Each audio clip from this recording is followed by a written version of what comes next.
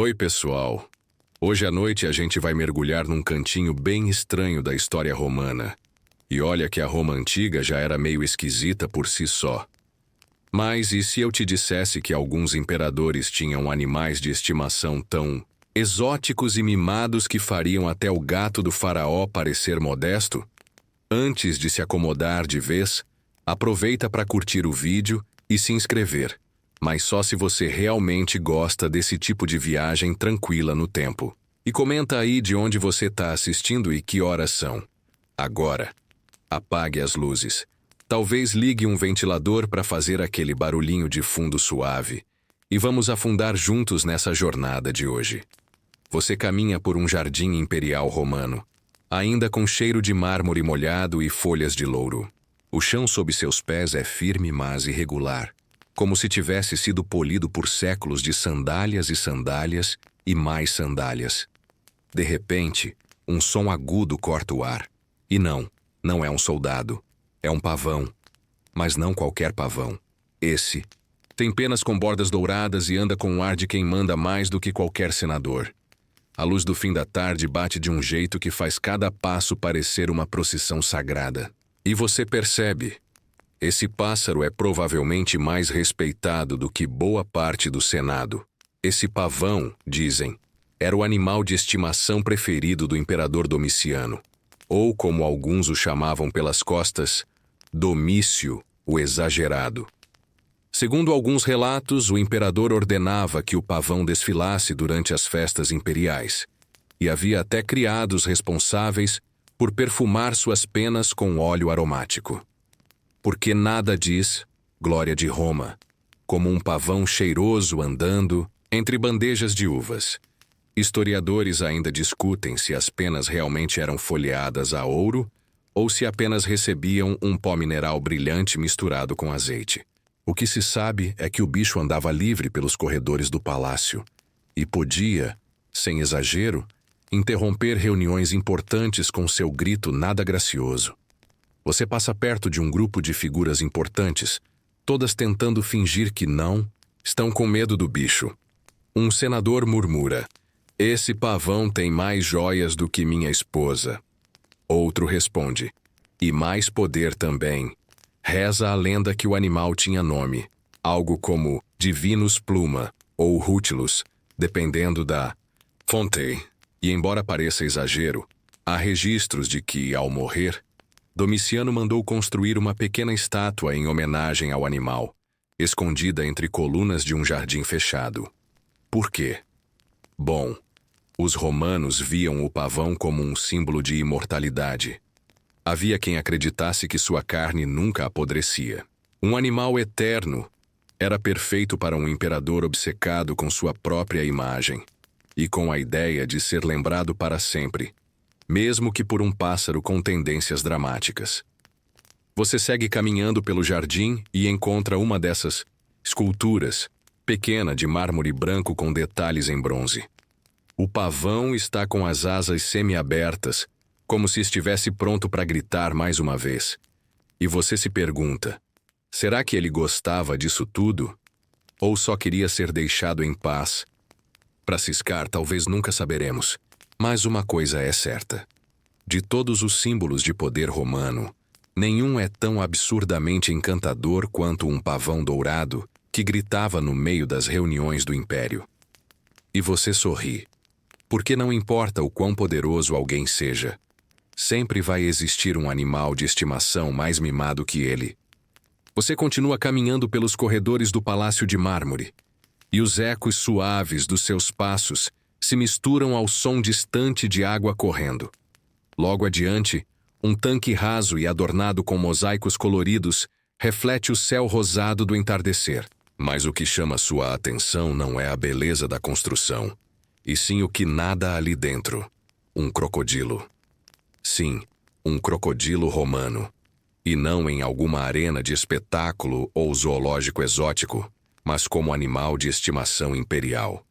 Aparentemente, o imperador Augusto, aquele mesmo que estabeleceu a Pax Romana e centralizou o poder, tinha uma queda por répteis aquáticos levemente assassinos. Reza a lenda, E essas lendas romanas sempre soam meio embriagadas, que esse crocodilo veio do Egito, trazido como um presente diplomático, após a vitória de Augusto sobre Cleópatra e Marco Antônio. A ideia era demonstrar poder, mas Augusto, pragmático e metódico, resolveu fazer um experimento: manter o crocodilo vivo no seu jardim de águas ornamentais. Por que não? O bicho ganhou até um nome que os registros preservaram com carinho: Sobek, homenagem ao deus egípcio da força e fertilidade. Dizem que ele comia carne de cabra fresca e que, eventualmente, serviu como entretenimento para visitas diplomáticas, desde que elas não se aproximassem muito da borda. Você se abaixa perto do tanque e observa a água. A superfície está calma, mas de vez em quando um par de olhos surge como duas pedras que respiram. É fácil imaginar como o animal dominava aquele espaço com uma presença silenciosa e ameaçadora. E você pensa, talvez era isso que Augusto queria. Um lembrete constante de que até os imperadores precisam ficar atentos àquilo que se esconde sob a superfície. Curiosamente, historiadores ainda discutem se esse crocodilo foi real ou uma metáfora política sobre os perigos internos do poder. Mas como há mosaicos retratando um réptil do Nilo cercado por romanos sorridentes, a tese do bicho real continua firme. E claro, como todo pet esquisito de um imperador, Sobek também teve sua parcela de drama.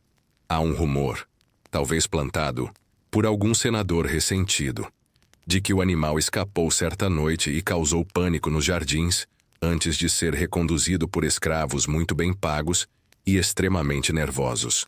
O que ninguém sabe é se o próprio Augusto assistiu tudo isso da varanda, com uma taça de vinho na mão e um sorriso contido.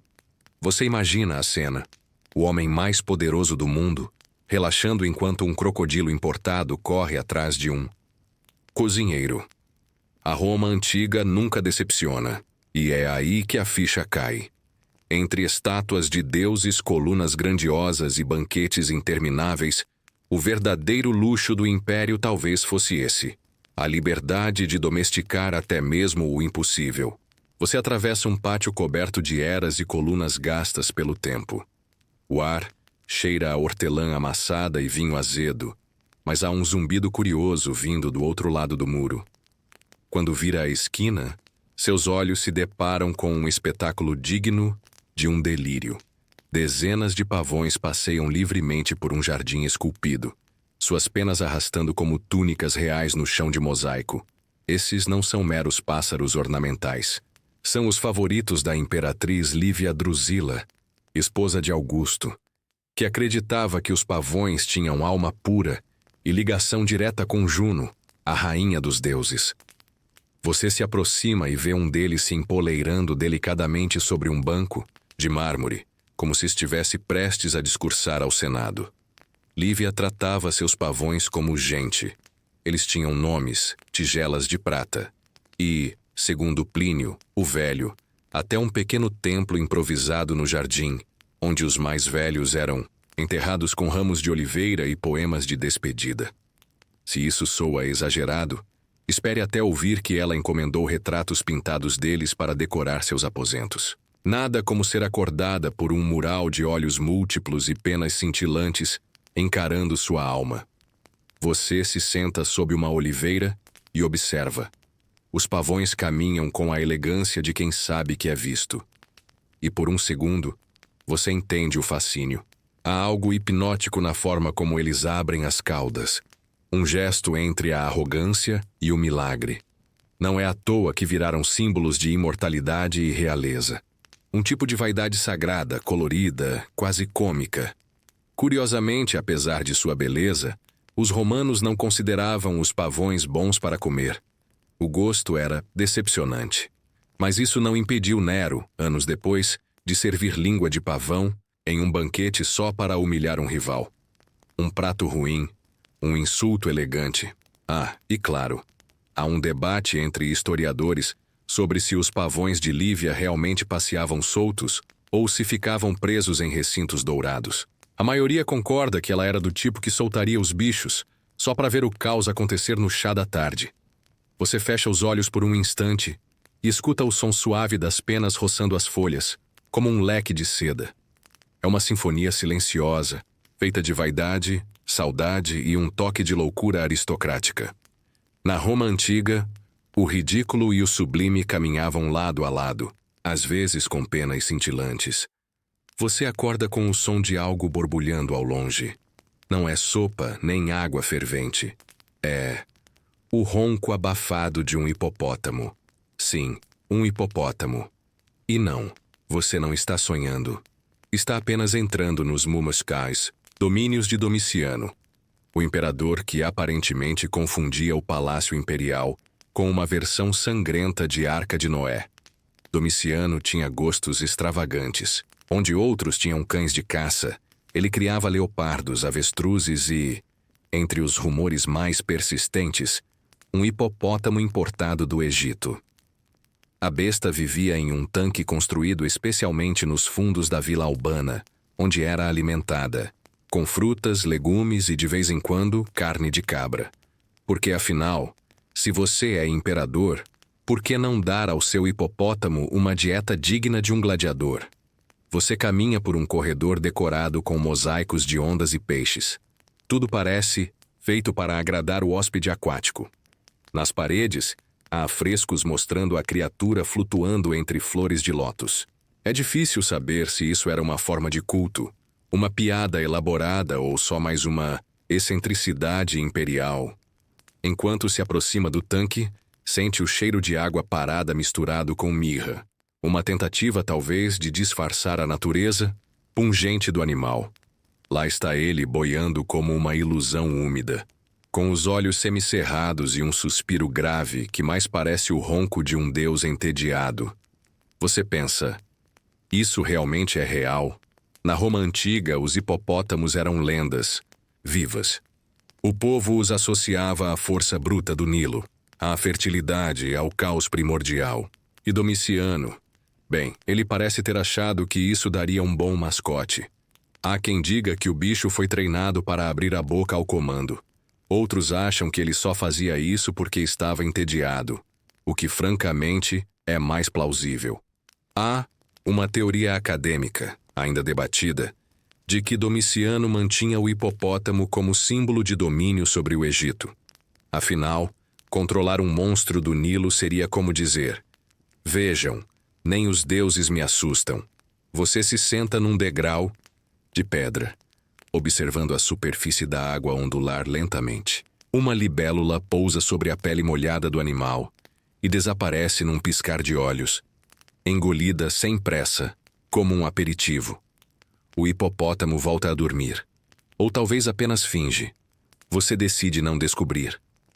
Na Roma dos imperadores, tudo era espetáculo. Até mesmo o tédio tinha plateia.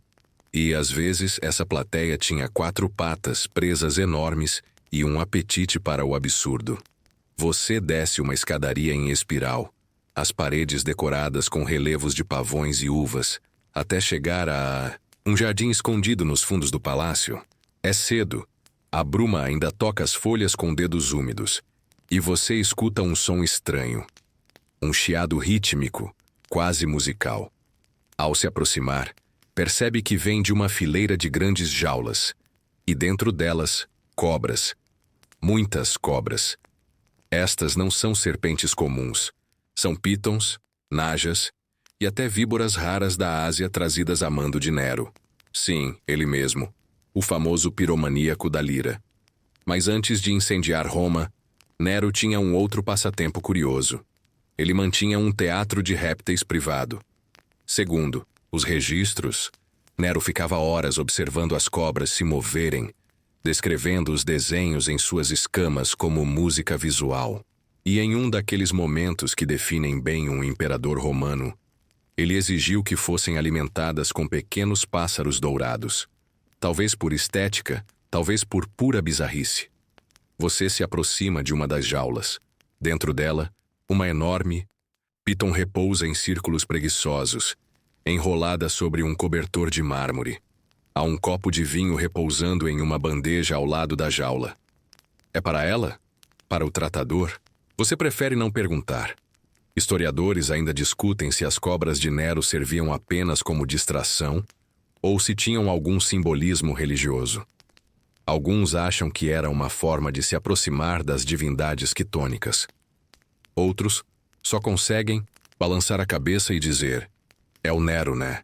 Você passa por uma placa entalhada em latim: Silentium serpentes audiunt. Silêncio, as cobras escutam. E por algum motivo, você acredita mesmo que elas escutam. Talvez até julguem. Mas, adiante vê um tratador romano sentado calmamente, passando óleo perfumado nas escamas de uma víbora verde. Ele te lança um olhar de tédio secular e diz algo sobre como elas dormem melhor ao som de cítaras. Você não duvida. As cobras não eram só mascotes, eram personagens de um espetáculo privado, símbolos de poder sinuoso, criaturas cuja presença parecia dizer: eu sou tão intocável que até meus perigos rastejam em silêncio. No fim do jardim, uma fonte jorra água sobre uma escultura de Mercúrio cercado por serpentes. Você se encosta ali, ouvindo o som da água se misturar ao chiado distante.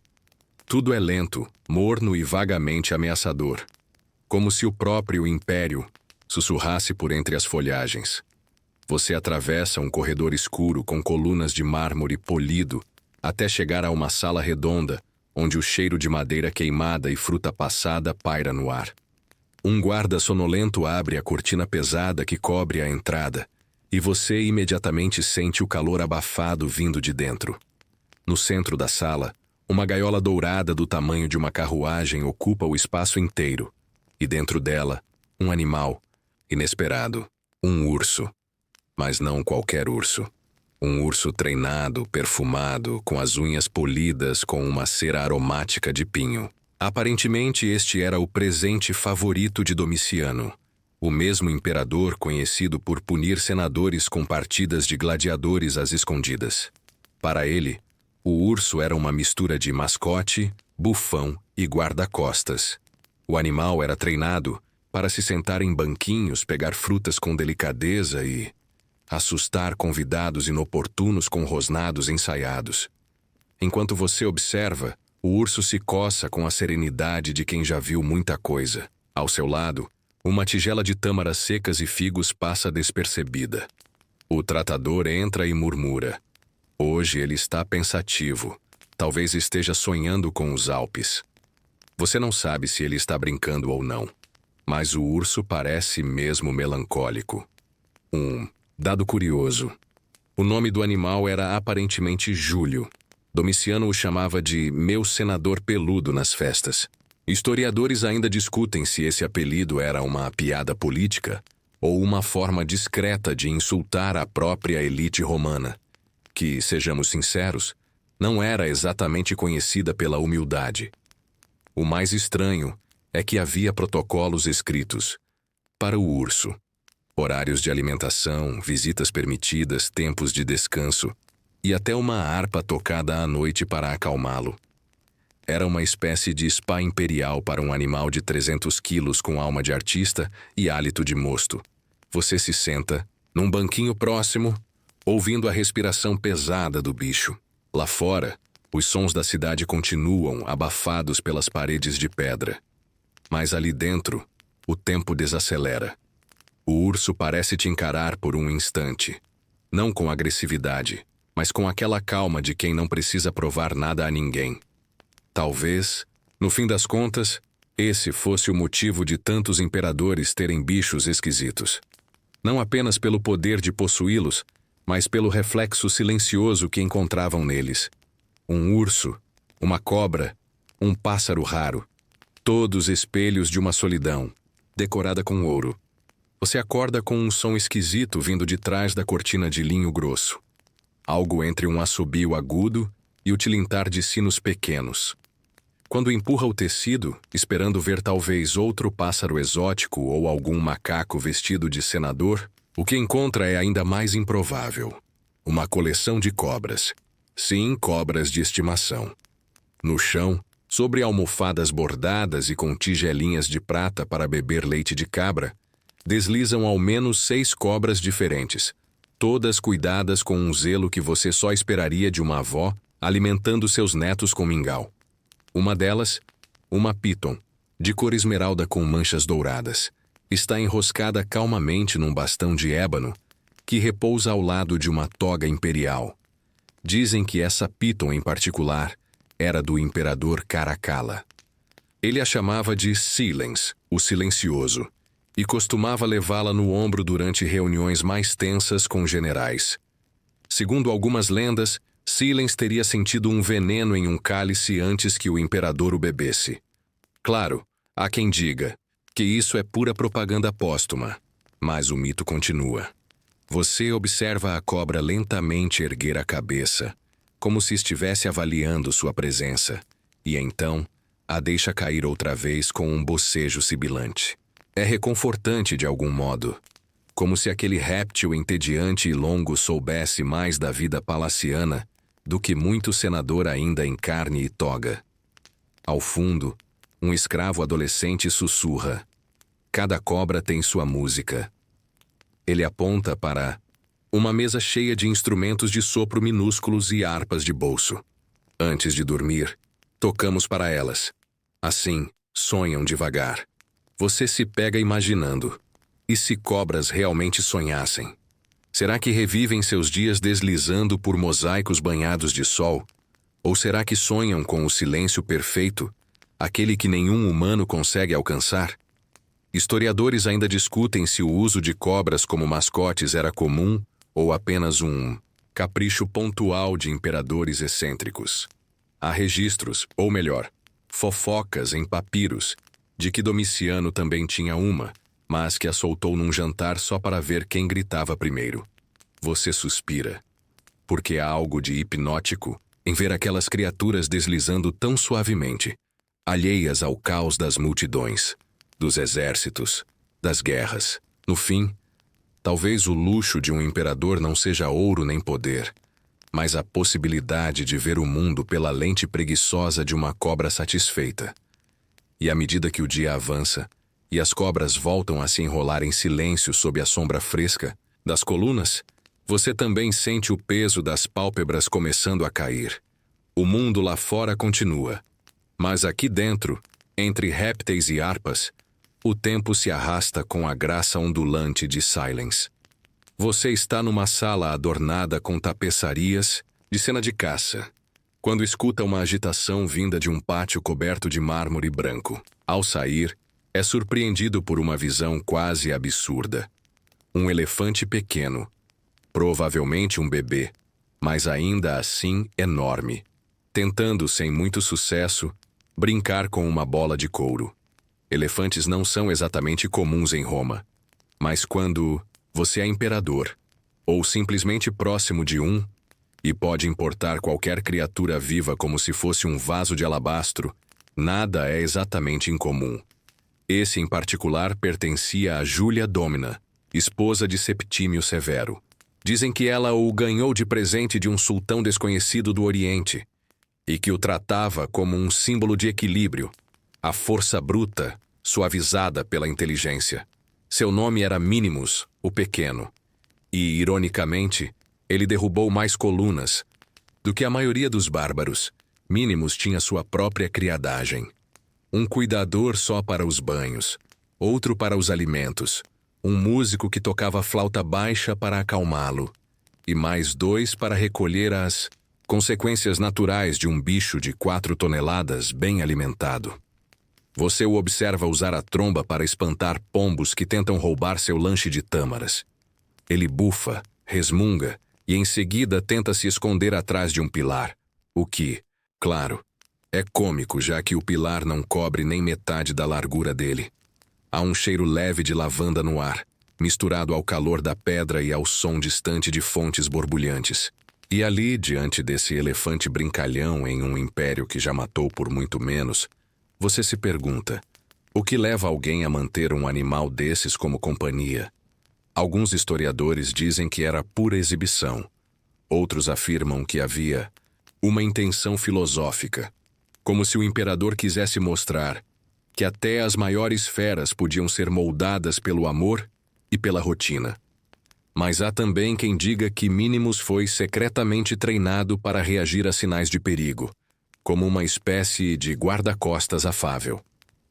Há um episódio registrado por um escriba anônimo, sempre eles, em que Minimus, ao sentir o cheiro de vinho derramado por um visitante, teria trombado violentamente o infeliz, que caiu de uma sacada direto em um jardim de espinhos. Teria sido um acidente, ou um aviso. Você passa a mão na lateral do animal, sentindo a textura áspera da pele como tronco de árvore antiga. Ele vira a cabeça para você. Olhos enormes, cílios longos, e parece fazer um som entre um bocejo e um suspiro. Minimus não precisa dizer nada. Ele sabe que tem tempo, que ninguém ali vai apressá-lo, que no império dos homens, só os elefantes têm o luxo de não se importar com a pressa. E talvez, nesse momento, você também perceba isso, que há algo sagrado no tédio de uma tarde quente, assistindo um animal impossível brincar com uma bola, sob a sombra tranquila da história. Você se senta à sombra de um pergolado coberto de vinhas, quando um cheiro inusitado, algo entre maresia e musgo, invade o ambiente. À sua frente, num tanque de mármore construído especialmente para esse fim, duas criaturas deslizam com preguiça pela água. Focas. Sim, focas. Esses animais, vindos das costas do norte da África, foram domesticados, ou ao menos semi-tolerados, por um certo imperador romano chamado Antonino Pio. Dizem que ele encontrava nos sons guturais das focas algo semelhante ao riso humano. Talvez isso explique os pequenos bancos dispostos ao redor da piscina, onde ele costumava sentar e observar o que chamava de orquestra do mar. Você observa uma delas se coçando contra uma pedra arredondada, enquanto a outra tenta, em vão, abocanhar um peixe seco deixado no degrau da borda. A água se move lentamente, refletindo o céu opaco da manhã romana. E por um instante, tudo parece suspenso. Tempo, ambição, império. Os servos não ousam falar alto. Esse tanque é considerado quase um santuário de paz. Um lugar onde o imperador vinha não para governar, mas para esquecer que governava.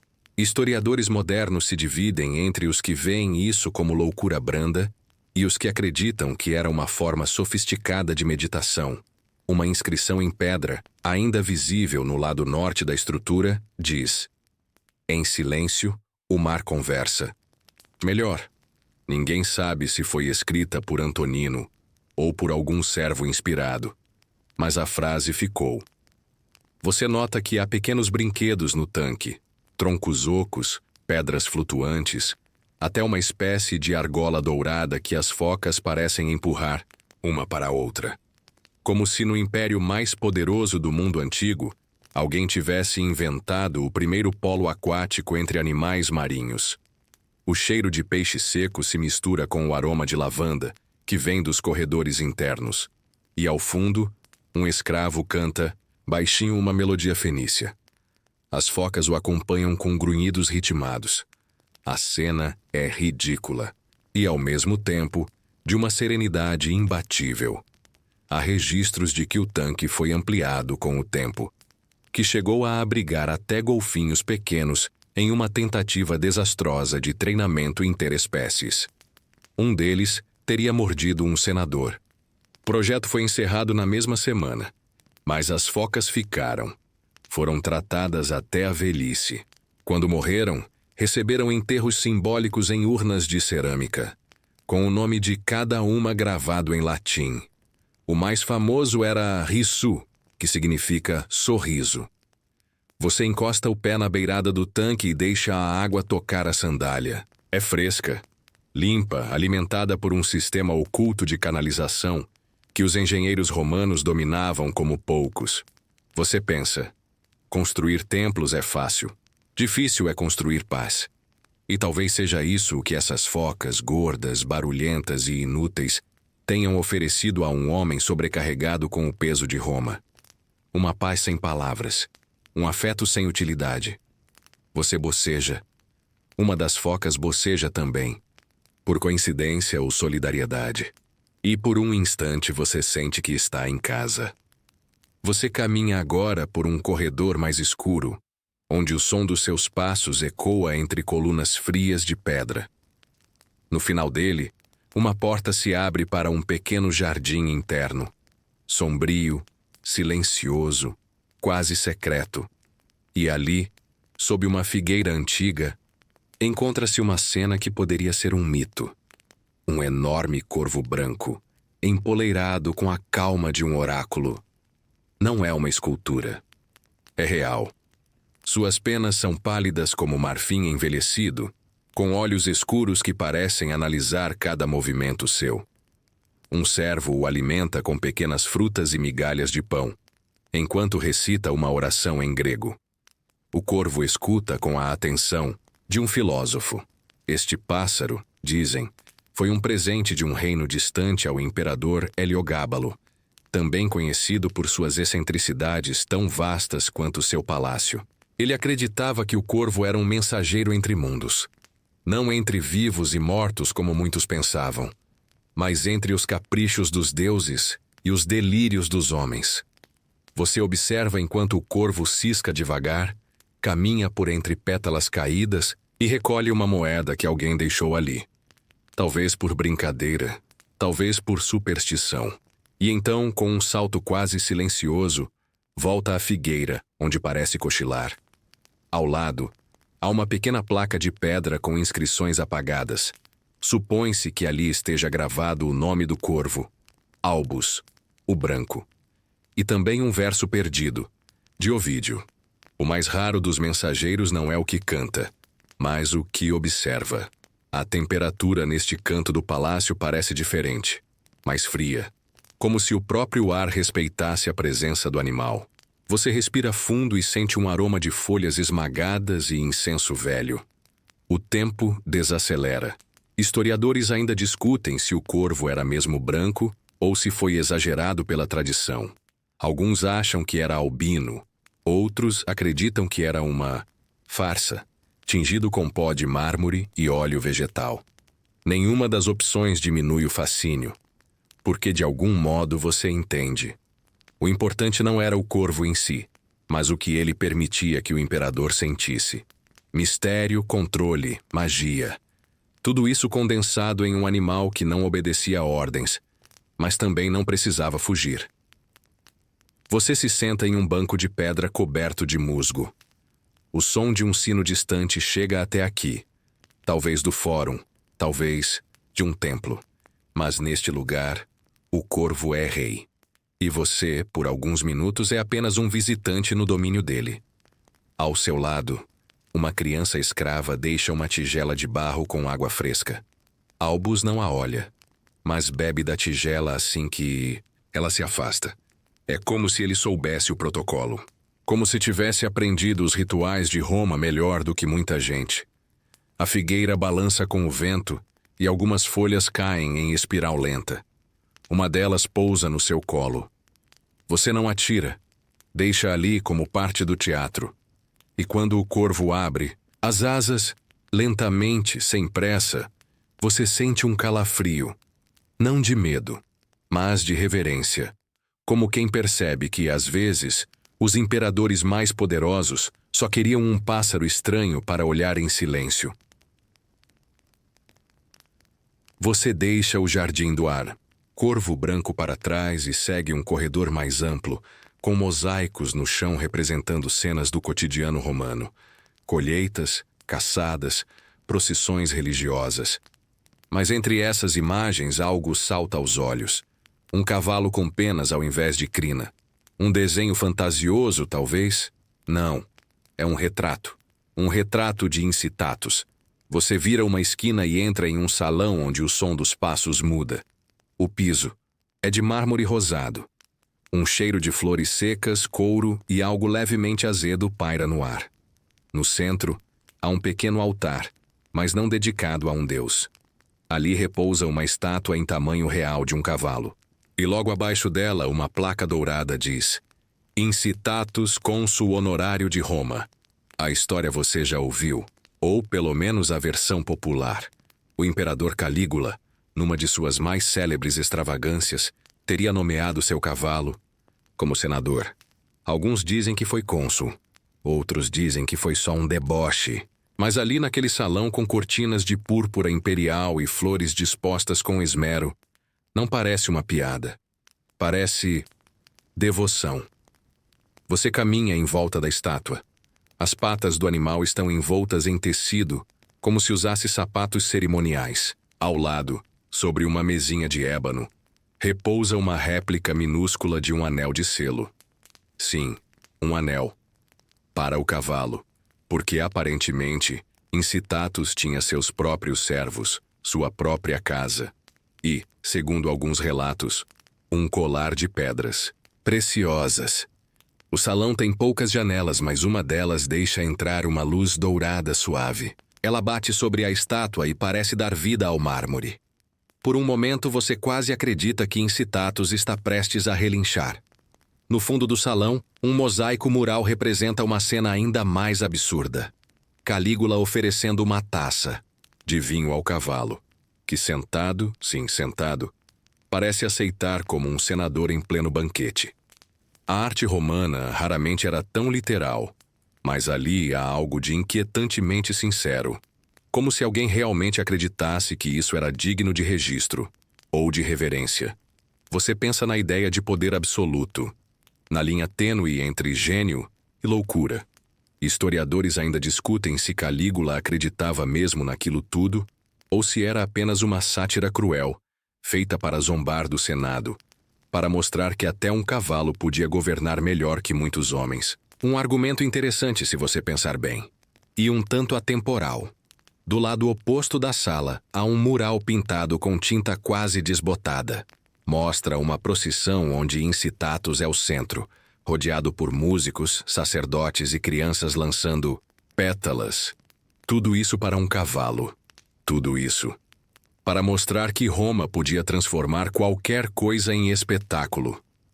Você encosta na parede fria de mármore. Respira fundo. Fecha os olhos por um instante. E ali, mesmo com toda a pompa e loucura, há algo profundamente humano. A necessidade de dar sentido ao absurdo, de preencher o vazio com símbolos, mesmo que eles tenham cascos. Ao sair do salão, você ouve um guia cochichar para um grupo de visitantes. Dizem que Calígula queria tornar Incitatus um deus. Você não sabe se é verdade, mas por algum motivo, não duvida. Porque neste império, onde mármore e megalomania andam de mãos dadas, até cavalos podem ser senadores. E o delírio, se tiver colunas e veludo o suficiente, vira tradição. Você deixa o santuário de Incitatus e caminha por uma ala mais estreita do palácio. Os sons agora são abafados. Passos ecoam, como se cruzassem uma memória. Ao fundo, há um cheiro estranho no ar. Algo entre mar e bálsamo, com um leve toque de peixe seco. É uma sala de mármore verde, com uma clarabóia oval no teto, onde uma escultura de bronze paira suspensa por correntes finas. Um peixe com coroas na cabeça. E abaixo dele, um tanque de água rasa. Você chegou ao viveiro imperial. O imperador, Cláudio, sucessor de Calígula, não foi lembrado por cavalos senadores ou orgias insanas. Foi lembrado por ostras. Sim, ostras.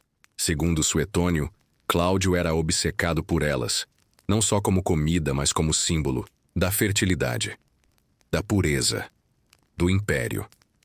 Ele tinha viveiros próprios com escravos treinados para escolher os melhores moluscos, alguns dos quais, dizem, tinham nomes. À esquerda do tanque, um mosaico retrata um banquete só de frutos do mar. Ostras em bandejas de prata, polvos dançando sobre pratos, e ao centro uma lagosta com uma pequena coroa. Alguém realmente desenhou isso. Com cuidado, com carinho, com reverência. Você sorri ou tenta não rir.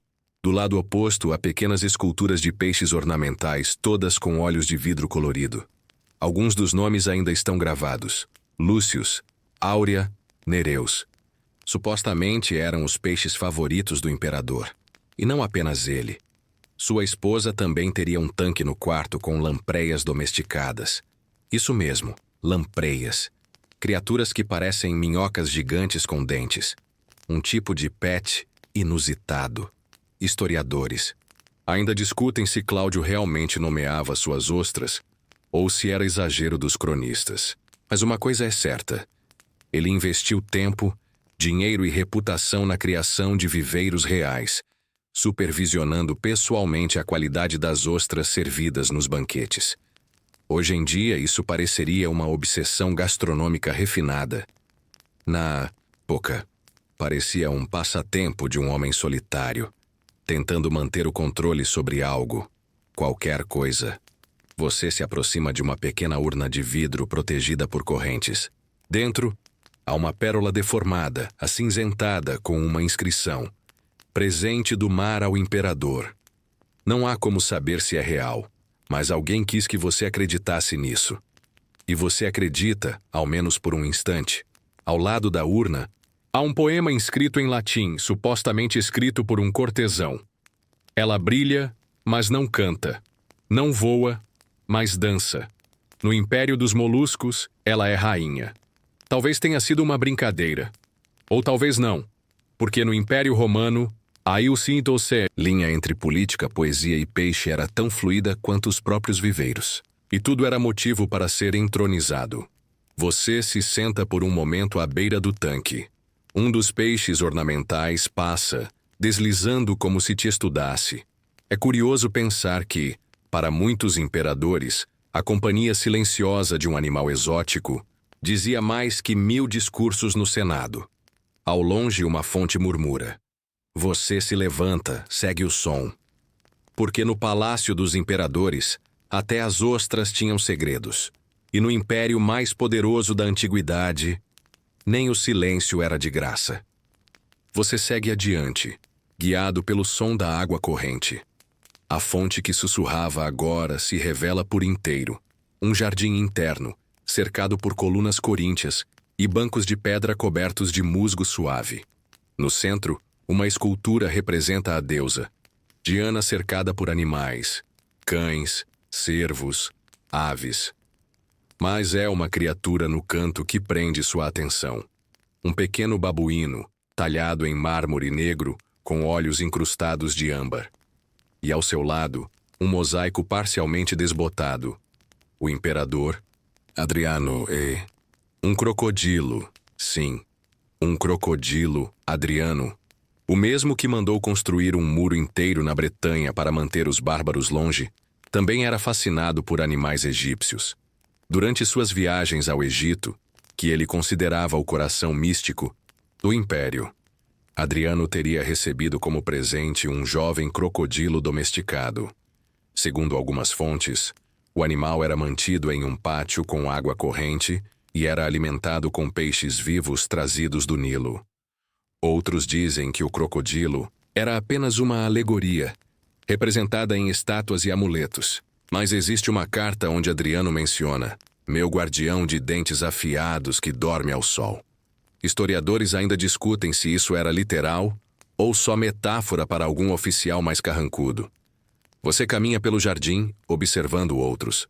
Animais esculpidos, papagaios com penas verdes talhadas em vidro, uma hiena sorridente, ou talvez sarcástica, um camelo com mantas de bronze. E, curiosamente, uma tartaruga com a inscrição: Velocitas Imperi, a velocidade do império. Você pensa em como esses símbolos, animais do deserto, das florestas e dos rios longínquos, tornaram-se parte do imaginário de Roma. O poder de um imperador não era medido só em exércitos, mas também nas feras que ele podia manter ao seu lado. Um elefante na procissão, isso era status. Um leopardo no jardim, autoridade. Um crocodilo sob o sol, mistério. Você encontra uma inscrição quase apagada datada do ano 128 d.C. O imperador não teme a selva, pois trouxe a selva para dentro de casa. Adriano, mais do que muitos, via na natureza uma extensão do poder. Seu palácio em Tivoli era quase um zoológico espiritual. Uma homenagem ao mundo vasto que Roma dizia dominar. E enquanto os senadores se perdiam em discursos no fórum, Adriano andava entre pelicanos, antílopes e talvez, apenas talvez, um crocodilo que atendia pelo nome de Serápio.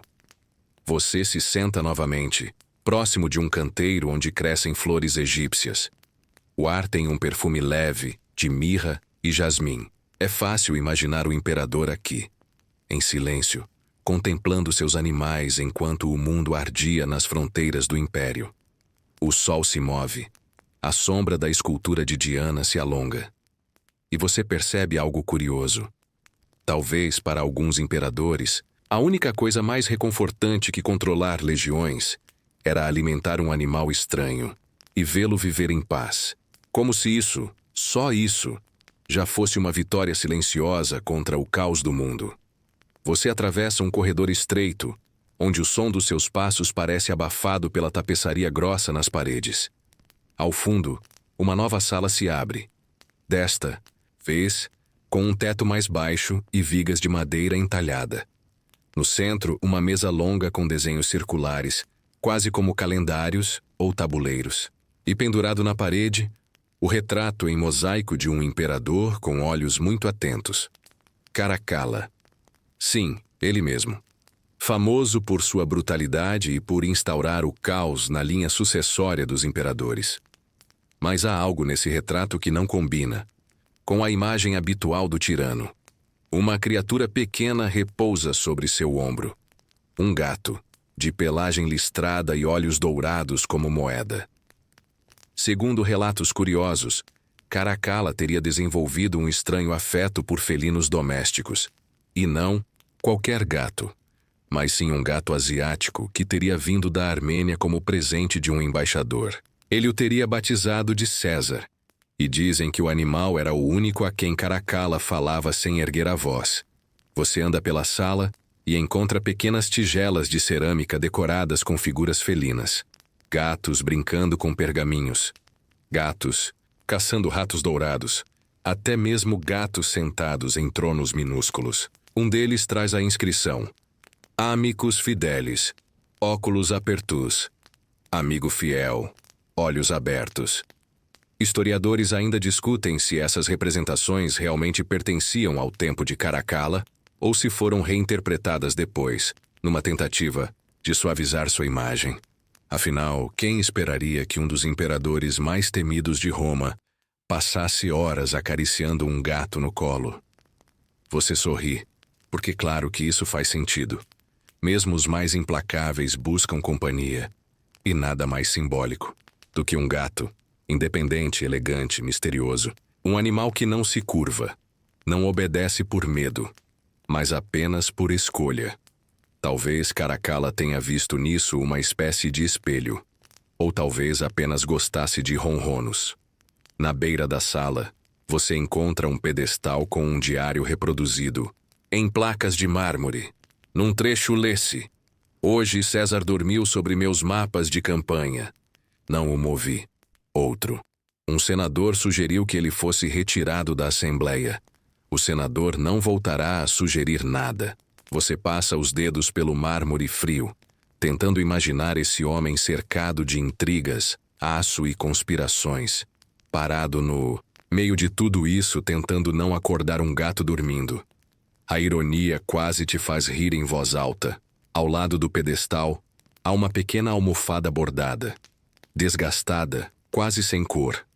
Mas no canto, ainda se lê: Para César, de quem não governa, mas consola. E pela primeira vez você sente um certo conforto inesperado, porque até nos palácios mais violentos, onde tudo parece construído para impressionar ou intimidar, ainda há espaço para pequenos afetos, frágeis, silenciosos, mas reais. A próxima sala parece quase modesta, considerando tudo o que veio antes. Pouca luz entra pelas janelas estreitas. O chão de pedra está parcialmente coberto por um tapete gasto, e há o som suave de água pingando em algum canto invisível. Você quase passa reto, até perceber o que repousa em cima do pedestal de madeira escura. Um pássaro empalhado, tamanho médio, penas azuladas, bico curvado, garras afiadas como minúsculos anzóis. Você se aproxima e lê a inscrição desgastada, na base. Ave de Juba II, rei cliente de Roma.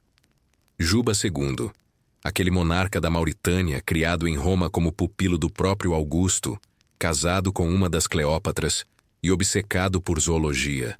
Sim, um rei apaixonado por bichos estranhos. Ele tinha acesso a caravanas africanas, portos fenícios, naturalistas gregos, e usava tudo isso para montar o que talvez tenha sido o jardim zoológico mais peculiar do mundo antigo. Segundo alguns relatos, ele teria tentado cruzar espécies exóticas por puro capricho. E essa ave que repousa diante de você, dizem que era seu favorito, um animal que imitava palavras humanas, ou sons de risadas, dependendo da fonte. Dizem que voava sobre banquetes e soltava frases aleatórias como vinho ruim ou toga dele fede. Historiadores ainda discutem se esse pássaro realmente falava ou se isso foi mais um exagero da corte. Afinal, uma ave poliglota com senso de humor pareceria até hoje uma ótima atração de TikTok, quem dirá numa festa romana com vinho quente. Você se senta perto do pedestal e imagina a cena. Um banquete iluminado por tochas, bandejas de figos e queijo, senadores cochichando, e no meio de tudo isso um pássaro fazendo piada. É estranho como os imperadores e reis pareciam se cercar de criaturas que, de alguma forma, desafiavam a lógica. Como se precisassem disso para lembrar que nem tudo podia ser controlado. Juba escrevia tratados sobre plantas, animais e minerais. Muitos se perderam, outros foram traduzidos e distorcidos ao longo dos séculos. Mas todos concordam que ele enxergava nos bichos algo que muitos de seus colegas não viam. Beleza sem função, maravilha sem propósito militar. Você encontra, sobre a mesa lateral, um fragmento de papiro protegido por vidro. Traduzido em latim simplificado, lê-se: o leão protege. A cobra vigia, mas é o pássaro que ri. E eu rio com ele, até que o império me esqueça. E você percebe que este é o último quarto, é o fim do passeio, o fim da história. Mas antes de levantar e seguir para a saída, você respira fundo. Porque mesmo que o mundo lá fora volte a ser barulhento, mesmo que a luz do sol traga de volta o ritmo apressado da vida comum, aqui dentro, neste museu improvisado de ternuras esquecidas, você aprendeu algo simples. Que até os imperadores mais poderosos, em suas armaduras douradas e sandálias de couro, tinham um lado secreto, um lado que afagava bichos esquisitos, que ria de papagaios zombeteiros, que dormia com gatos no colo e chorava a morte de um cervo branco. Um lado muito parecido com o seu. Agora que nossa jornada chegou ao fim, você pode deixar os pensamentos se assentarem como poeira em um salão romano fechado há séculos. Nada mais precisa ser lembrado com urgência. Nenhum nome, nenhum imperador. Só a leveza do que ficou. Relaxe os ombros. Afaste os detalhes. Deixe as imagens esmaecerem como mosaicos gastos pelo tempo. Imagine a penugem suave de um animal dormindo ao seu lado, sem medo, sem propósito, apenas presente. Uma respiração tranquila em sincronia com a sua. O som da água escorrendo devagar numa fonte antiga. A luz de uma tocha tremulando, refletida nas paredes de mármore. O aroma distante de flores prensadas entre pergaminhos velhos. Tudo isso agora pertence ao seu mundo noturno. Você está seguro. A história não pede nada de você. Nem coragem, nem memória. Só companhia. Então feche os olhos. E se algum imperador romano ainda vagueia nos corredores do tempo, que ele leve consigo um filhote no colo e um sorriso no rosto.